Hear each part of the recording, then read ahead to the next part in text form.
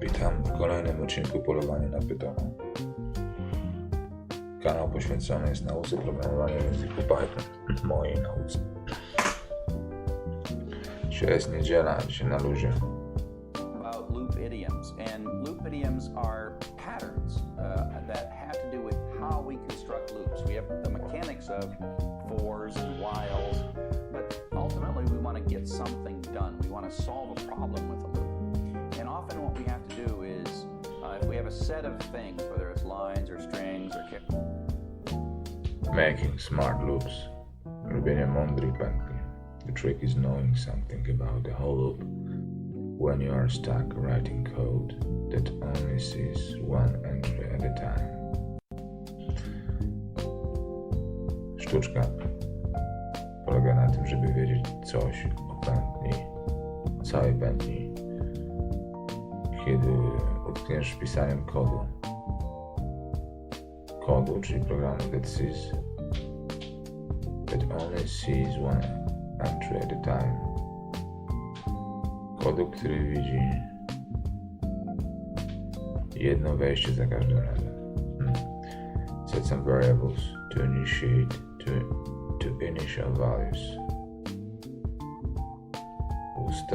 Ustalić zmienną dla jakiejś początkowej wartości.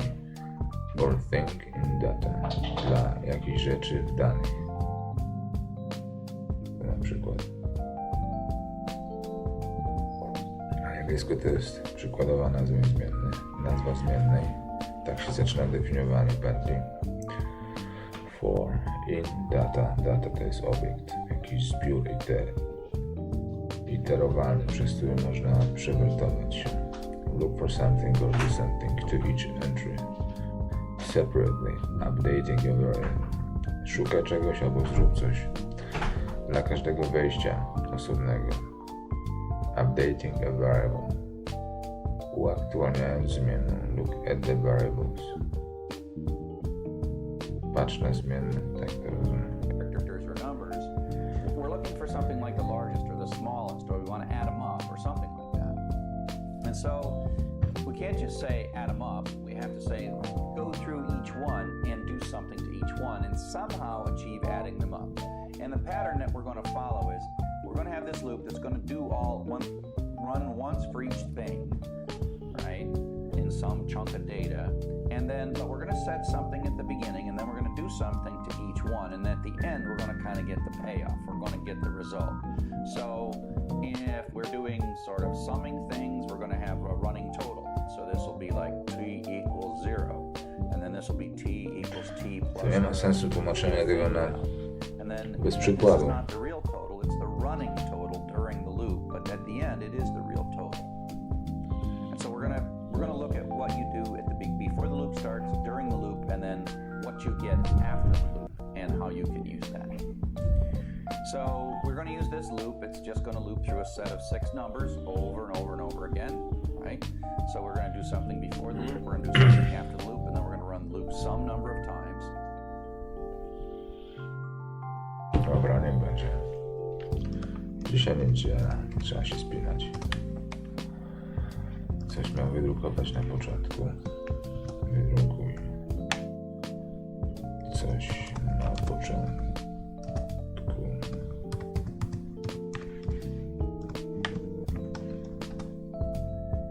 A właśnie.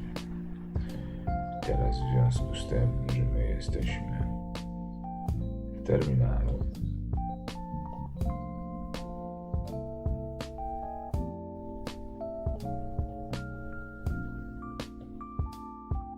to on będzie robił to wszystko po kolei. A mamy taką podobną. Print. Wydrukuj coś na początku. Jak trzeba napisać to w pliku. Co tu ma dalej? For think in. Dla zmiennej to się deklaruje zmienną już w biegu. To jest obiekt iterowany. To jest lista akurat. Dwukropek ma zrobić wydrukuj thing. Czyli przypisuje tej zmiennej kolejną wartość tego zbioru. warto jest niemalże w kółko bez końca. I teraz tak, można, ja mam tak zrobione for ziom, czyli zdeklarowałem sobie na bieżącą zmienną in ziomki w liście. Listę mam najpierw tu zapisaną pod zmienną i zamiast tą całą listę pisać tu, po prostu używam zmiennej, pod której kryje się lista. To jest jak link na stronie internetowej, który ci prowadzi do innej strony. To jest jakaś strona internetowa, to jest link. To jest ten link wklejasz tutaj. Czy tak działa? Możesz mieć na przykład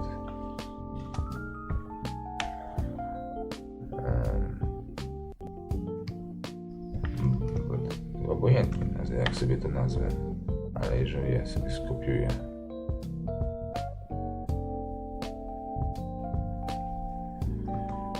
tą listę, nazwę ją boom,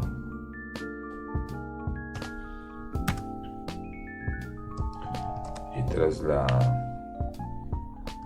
ojoj in boom napiszę print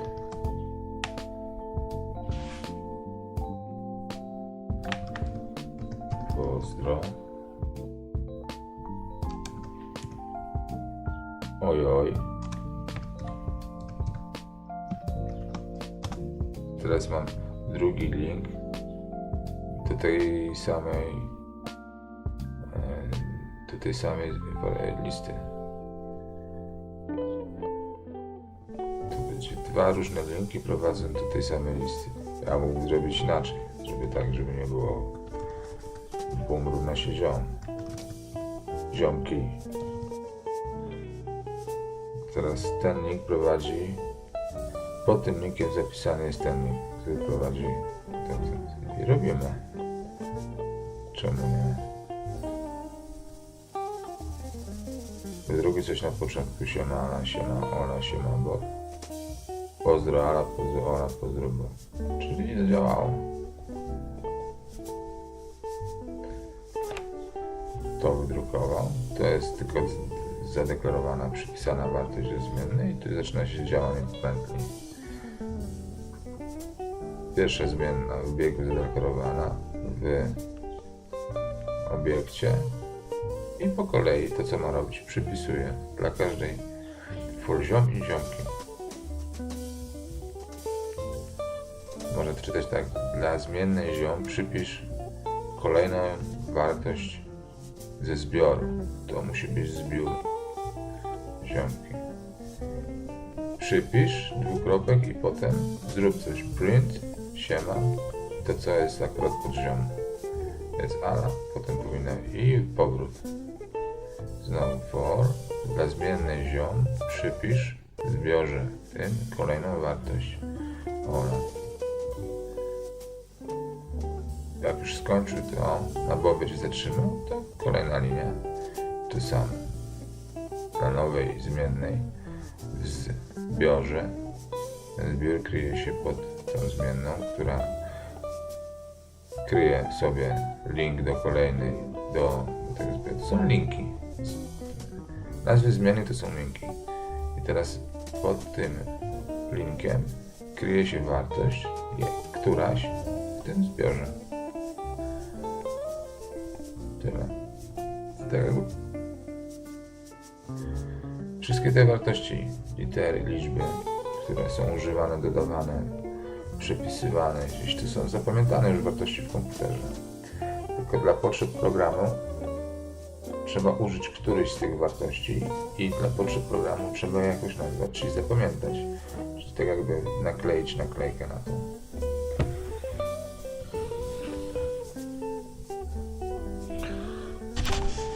Nie mam żadnej.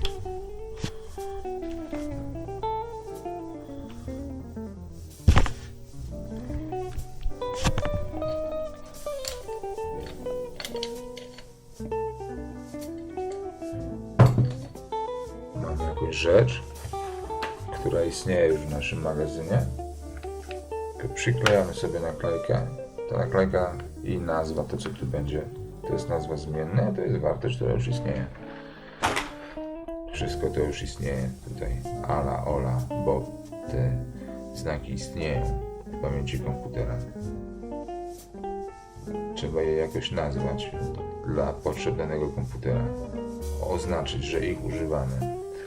Albo może to sobie wyobrazić tak, że to jest tak jak link, który prowadzi, albo jak taka naklejka, albo jak na przykład taka luneta, która jest wycelowana cały czas na obiekt, który gdzieś tam jest w magazynie. Dobra, nie będę się wymążał. Dalej. Co tu się dalej powiada? In this case, thing is our iteration variable because I'm using unmnemonic variables now. So it's going to run, 9, 41, 12, 3, 74, and 15. So it's going to run and print these things out. So it runs this loop 6 times, and away we go. Now this loop does nothing except print stuff out. Of course, I like to do that first. Is always print things out to make sure that sort of my brain is functioning. So, to kind of understand how these loops work, I'm going to ask you to function as a program. And I'm going to show you some numbers in succession. And I want you to mentally figure out what the largest number is, but more importantly, think about how your brain is solving this problem of what is the largest number, given that I'm... Będzie taka zabawa teraz, on będzie wyświetlał tutaj liczby i my mamy, ty, ja, ktokolwiek to ogląda, ustalić, która jest największa. Ale nie chodzi za bardzo o to, żeby to ustalić. Te ćwiczenia mam. Robiąc to, mamy się skupić na tym, jak to robimy. Only going to show them to you one at a time for a little while, and your brain has to do something. And imagine I was going to show you thousands of numbers. I'm not, but imagine I was. How would you organize yourself in a way so that for like an hour and a half, you could sit here as I showed you numbers and you keep track of the largest number? What's the largest number? What is the? Jaka jest największa liczba? Here's your first number. Second number. Third number, fourth number, fifth number, sixth and last number. What was the largest number? Jaka była największa? What was it? Well, it wasn't too hard. It was 74. But that's not the question. How did your brain arrive at 74? Pytanie jest, jak twój mózg to zrobił? So here's all the numbers. If I'd shown you all the numbers and asked you what's the largest number, your eyes would have sort of gone, and then you got to 74. And you wouldn't do it in any particular order. A jeżeli byśmy to zobaczyli wszystkie naraz, to co można sobie przelecieć te liczby, tak? I stwierdzić, ta jest największa. Ale jak jest po kolei, ja wiem chyba o co mu chodzi. Your eyes would just like see the 74 and it would just throw the smaller numbers away and it would move really quickly to what the answer is. Even if there was several hundred numbers on the screen, your mind would sort of move fluidly wherever it felt like moving and then arrive at it. And probably what it would do is it would do something like, kind of move like this, find this, and then sort of check to make sure that it's okay. And then so okay, I got 74, I'm done. That's not how computers do it. That is not how computers do it. They do not move fluidly. Tak, tu chodzi o to, żeby highly dedicated. They're tę going to do pętlę something. jakoś zaprzęć do roboty. 74. But how would you construct a loop to achieve this? Jak So let's take a look. skonstruować pętlę, która to We zrobi? could create a variable called largest so far. Czyli stworzymy zmienną, którą na przykład nazwiemy largest so far. Dobra, róbmy. To wywalę. Zmienna. Ja sobie nazwę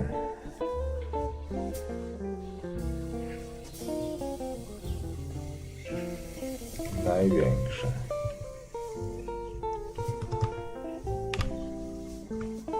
Bez tych podkreśleń to nie ma największego znaczenia.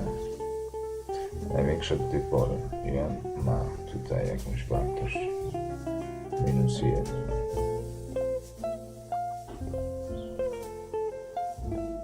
No to napiszę sobie też -1.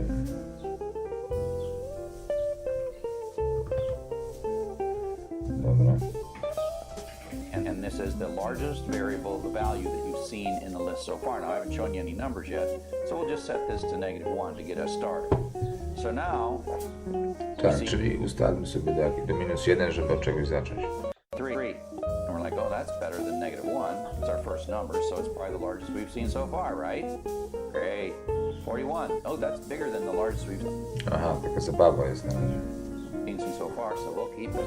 12 is not bigger than 41, so we're not going to keep it. Aha, czyli jak się pojawiają kolejne wartości, to jak jest większa od tej, która jest zapamiętana, to się ją zapamiętuje. A jak teraz jest kolejna, która jest mniejsza od zapamiętanej, to się po prostu pomija. Notice this keeping thing. 9 is not bigger than 41, so there's no point to keeping it. 74 is bigger than 41, so we'll keep it. Aha, czyli porównuje się to, co się ma, z kolejną. Jak ta, która jest kolejna jest większa, to się zapamiętuje. I się pamięta tak długo, jak przyjdzie nowa większa. Is this the largest number? We don't know. We don't know until we're done. 15, not better than 74. So now we're all done, and hooray, hooray, hooray, we have the largest number. And we had this variable that we kept, the largest number that we'd seen up to this point. And then when we know that we're done at the end, then that becomes the largest. So if you look at all the numbers, keeping track of the largest so far, at the end of all the numbers, the largest so far and the largest are the same thing. And so that's how you get this idea of something you're doing during the loop is not really the answer, but by the time the loop is done, you will have the answer. And so here's a bit of code that does this, using with our number. W końcu coś się dzieje. Czyli largest so far równa się -1. Teraz print before largest so far. Jakąś polecenie może. For the num in. Czyli to zostało na wybiegu nazwana zmienna dla jakiejś zmiennej w zbiorze. I teraz jest zbiór. A zbiór już jest określony. Ten, którym się bawiliśmy. No tak, to komputer ma teraz się zdecydować, na które jest największe. Dla zmiennej w tym zbiorze przypisuj wartość. Dla tej zmiennej w tym zbiorze przypisuj kolejne wartości. I teraz tak, jak będzie robił, pierwsza linia, jeżeli ta przypisana wartość pierwsza jest większa od tej zmiennej, largest so far, to jeżeli jest większa, to wtedy largest so far będzie się równać tej większej. I teraz pod tym linkiem będzie się kryć nowa wartość. To będzie wartość z tego zbioru. Kończy się warunek tutaj, ponieważ jest wciąż. To należy wciąż do pętli i wtedy wydrukuj największa. Nie, dobrze. Wydrukuj największa do tej pory to the num. Aha, do tej pory, czyli po pierwszym kroku to jest to, co się dzieje przy pierwszym kroku. Do tej pory jest the num, nie largest. Chociaż w tym momencie jest to samo, tak? Właśnie. Aha, to są dwie zmienne. To jest nazwa zmienna. Wydrukuj ta, która jest największa i ta, która jest obecnie w zbiorze. Powrót do pętli, przypisz zmiennej the num, kolejną wartość w zbiorze, czyli 41. Jeśli the num jest większy od largest so far było -1, przy pierwszym kroku zmienione na 9, 41 jest większy od 9, jeśli jest większy, to largest so far równa się, czyli teraz largest so far równa się 41. Koniec warunku. Wydrukuj largest so far 41 i ten num to jest 41. powrót. Przypisz zmienny na kolejną wartość w zbiorze 12. Jeśli 12 jest większe od 41, nie jest. Nie jest spełniony warunek, więc ta linia nie będzie wykonana. Napisz 41, 12. Kolejny. Przypisz 3. Jeśli 3 jest większe od 41, nie jest. Ta linia nie będzie wykonana. Napisz 3, 40. Dobra, napiszemy to. Największa. Co tu mam napisać? Trzeba pisać ten kod. Nawet jak się go rozumie, trzeba pisać, jak się ktoś uczy. Najpierw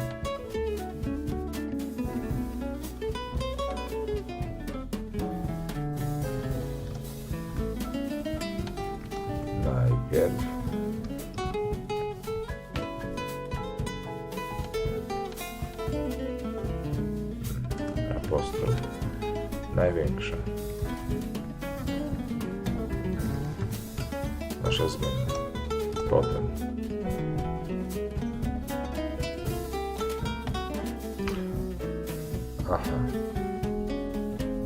dla liczby for ta liczba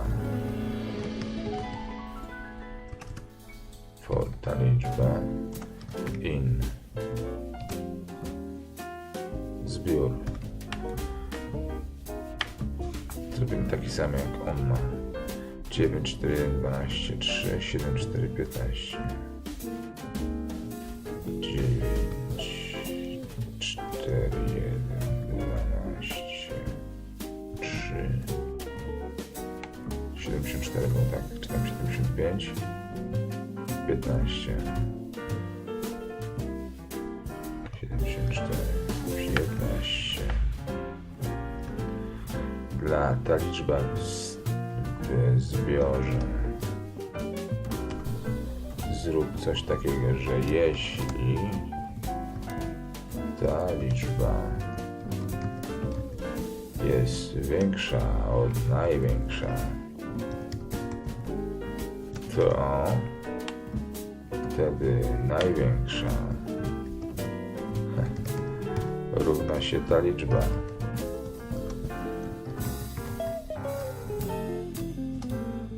Wychodzimy z warunku i wtedy napisz od razu największa jaka jest i ta liczba. A nie wyszły nas ze zmiennych. Chyba błąd jakiś mam.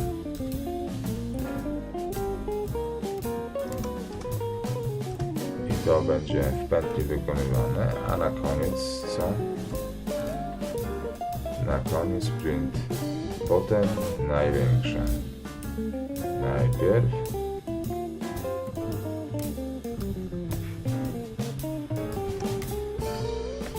a potem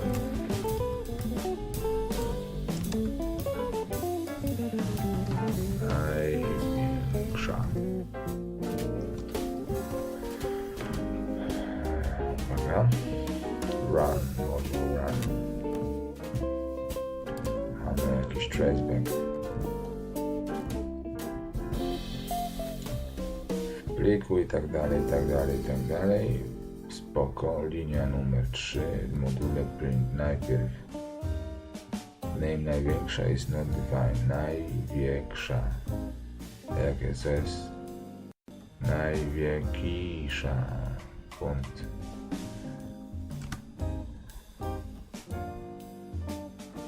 Literówka. O. Tak, zamknę i puszczę to jeszcze raz, żeby ten kod był na samym początku. Wtedy o to mi chodzi. Print największy. Print najpierw minus 1. Potem dla ta liczba przypisz zmienną ze zbiór 9. Jeśli ta liczba jest większa od największa, a jest, to największa się równa teraz ta liczba. I napisz to. Największa ta liczba. No, zgadza się, 9,9. Musi tak być. Potem była 41. Nastąpiła podmianka. Teraz ta liczba jest największa. Napisz ta liczba. Napisz największa i ta liczba 41. Ale potem było 12. Już podmianka nie nastąpiła. Bo ta liczba nie jest większa od największa. I 41 została największa. A ta liczba jest 12. Potem 41 jest 3. Potem nastąpiła podmianka 7,4 i ta większa. A potem 74. Rzeczywiście zapamiętałem, że największa. Fajne, podoba mi się.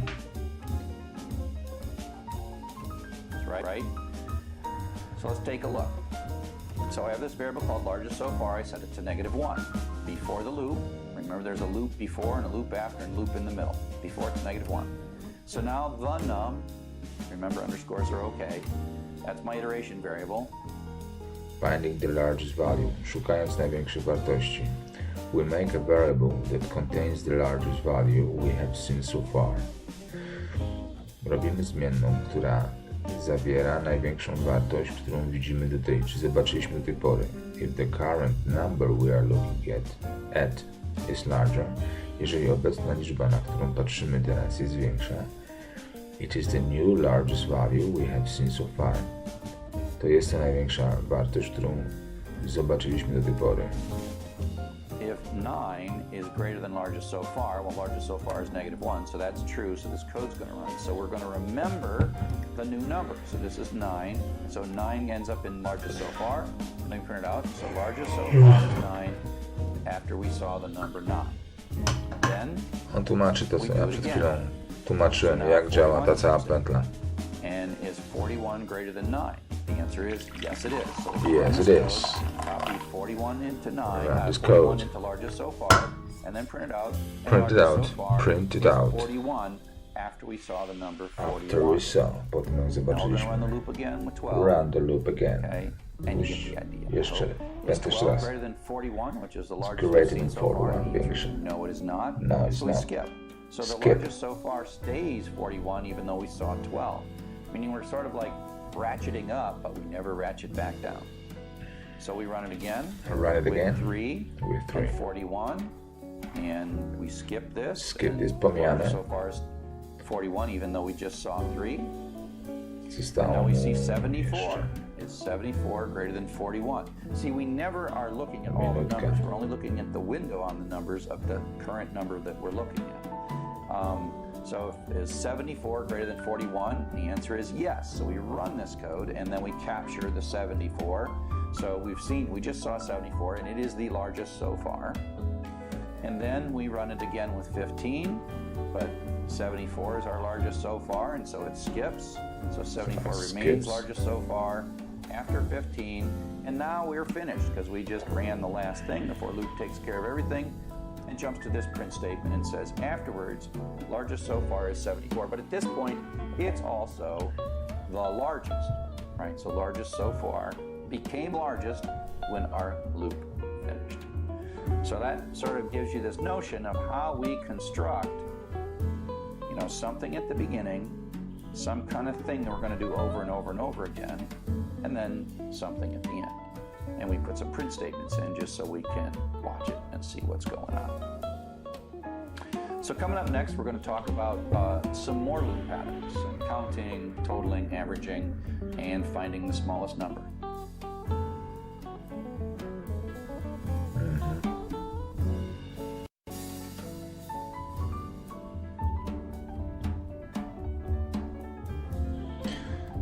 Co dalej? Coś z pracy własnej, jakoś zmodyfikować to.